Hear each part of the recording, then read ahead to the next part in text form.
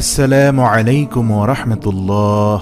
সুপ্রিয় আলোর পথের দর্শক মণ্ডলী, আশা করি মহান আল্লাহ রাব্বুল আলামিনের অশেষ মেহেরবানি ও দয়ায় আপনারা সবাই ভালো আছেন। প্রিয় দর্শক, মদিনার জমিনে সবচাইতে গরীব সাহাবীর নাম ছিল সাইয়েদনা বেলাল আল হাবশী রাদিয়াল্লাহু তাআলা আনহু।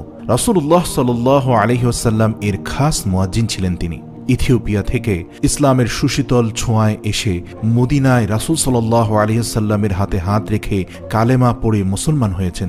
তিনি দেখতে ছিলেন কালো, কিন্তু হৃদয়টা ছিল সাদা ধবধবে।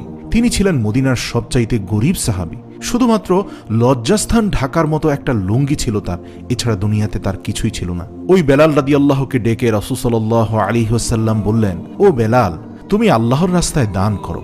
হে বেলাল, আল্লাহর ধনভাণ্ডারে কমতি নাই, তুমিও দান করো, আল্লাহ তোমাকে আরো বাড়িয়ে দিবেন। যে বেলাল রাদিয়াল্লাহু এর লুঙ্গি ব্যতীত আর কোনো কিছুই ছিল না, লুঙ্গিটা ছিল তার একমাত্র সম্পদ। ওই বেলাল রাদিয়াল্লাহুকেও রাসূল সাল্লাল্লাহু আলাইহি ওয়াসাল্লাম বলেছেন, দান করো বেলাল, কৃপণতা করো না। যে রবের সন্তুষ্টির জন্য তুমি দান করবা, সেই রবের কোনো ঘাটতি নেই, কোনো কমতি নেই।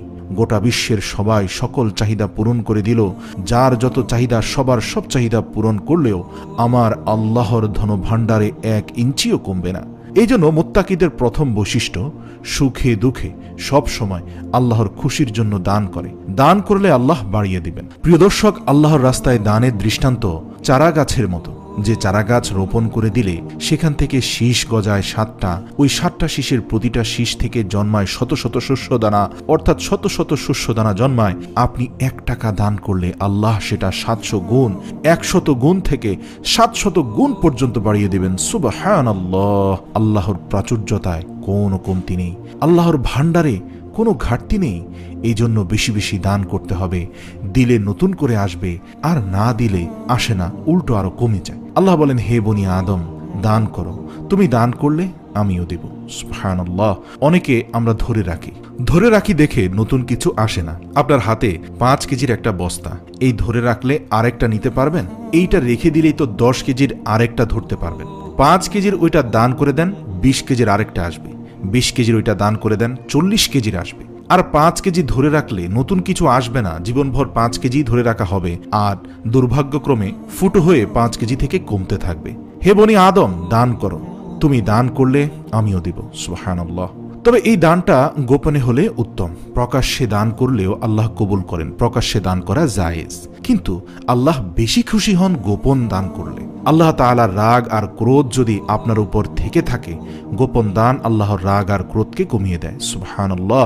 কিয়ামতের দিন 7 শ্রেণীর ব্যক্তিকে আল্লাহ তাআলা আরশের নিচে ছায়া দিবেন, যেদিন সে ছায়া ছাড়া আর কোনো ছায়া থাকবে না। এর মধ্যে 1 শ্রেণীর ব্যক্তি হলো তারা যারা গোপনে দান করে।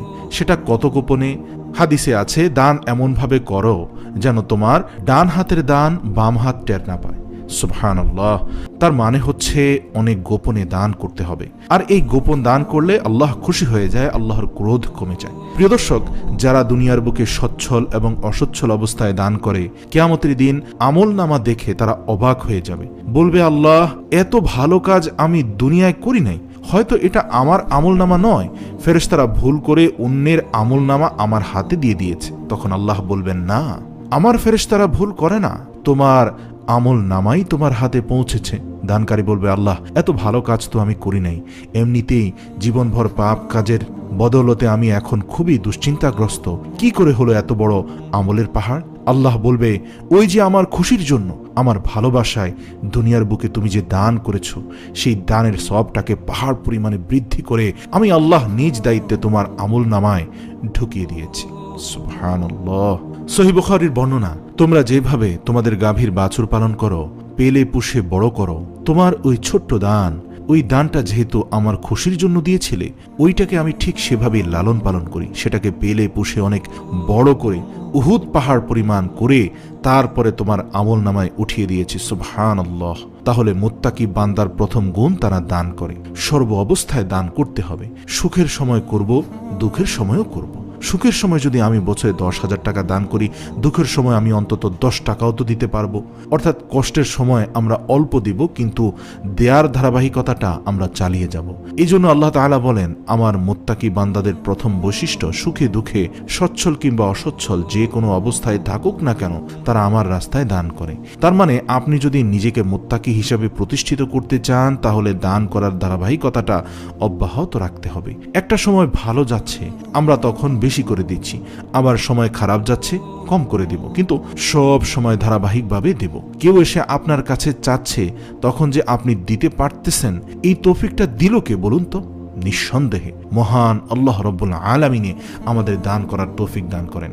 আপনি প্রাইভেট কারে করে যাচ্ছেন, জ্যামে গাড়ি আটকালে গাড়ির গ্লাসে এসে ছোট পথ শিশুরা নক করে, বৃষ্টিতে ভিজে এসে বলে, স্যার 2টা টাকা দেন। তখন অনেকে ধমক দিয়ে তাড়িয়ে দেয়। কতটা কঠোর হৃদয় তাদের।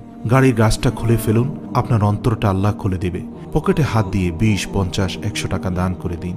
আল্লাহ রব্বুল আলামিন আপনার অন্তরটাকে প্রশস্ত করে দিবে। এই যে আপনি ধমক দিলেন, একবারও কি ভেবে দেখেছেন আল্লাহ এই পথ শিশুটাকে প্রাইভেট কারে বসাতে পারেন আর আপনাকে পথের ভিখারি বানিয়ে দিতে পারেন? সেই রব্বুল আলামিনের ক্ষমতা এবং তার মহত্ব, বড়ত্ব, তার প্রভাব সম্পর্কে একবার হলেও আন্দাজ অনুমান করার চেষ্টা করুন। আর আপনার হাতে ভাঙা থালা দিয়ে রাজপথে যে আল্লাহ নামিয়ে দিতে পারেন, এই বিশ্বাসটা অন্তরে রাখুন, ভয় রাখুন। তাহলে দিল খুলে দান করবে ইনশাআল্লাহ, আমরা কেউ মাহরুম হব না। ওমা তৌফিক ইল্লা বিল্লাহ।